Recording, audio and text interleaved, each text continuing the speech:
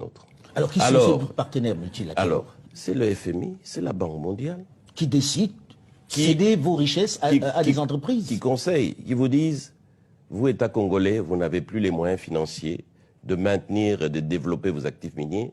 Nous vous conseillons, gentiment, oui, on sait comment on conseille. Voilà, de céder ça à des partenaires techniques et financiers internationaux qui sont spécialisés et qui ont les moyens, et ils vont développer ça à votre place. C'est l'erreur fatale qu'on a faite, qu'on ne devrait jamais faire dans nos pays africains. Donc aujourd'hui, à qui appartiennent ces mines-là? Quelles sont ces entreprises qui détiennent finalement la plus importante richesse de ce pays? Quand on dit que la RDC a exporté plus de 1 million de tonnes de cuivre et près de 100 000 tonnes de cobalt, c'est 5 ou 6 entreprises étrangères dans lesquelles, malheureusement, l'entreprise de l'État Gécamine n'est qu'un actionnaire minoritaire qui n'a quasiment rien à dire. Ah bon? Et donc aujourd'hui, qu'est-ce qui se passe?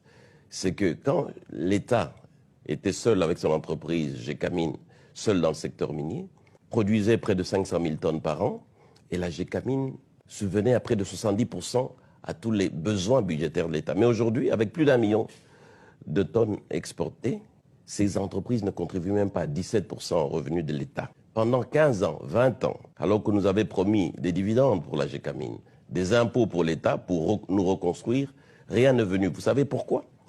Parce que ces entreprises, elles ont pris nos gisements, elles sont allées les donner en garantie à des banques étrangères et elles ont emprunté. Au lieu d'amener des capitaux qu'on nous avait promis, c'est des prêts qu'on nous a amenés à des taux qui dépassaient 10% alors que nous savons qu'ils les avaient à 2 ou 3%. Donc les entreprises à qui on a donné les concessions sont allées gager les mines du Congo auprès des banques. Et ont emprunté alors qu'elles devaient amener des capitaux.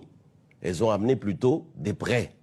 Des prêts à des taux d'intérêt. L'État ne peut rien contre ça. Qui sont ces entreprises? C'est TFM, c'est KCC, c'est Roachi, c'est Sicomine.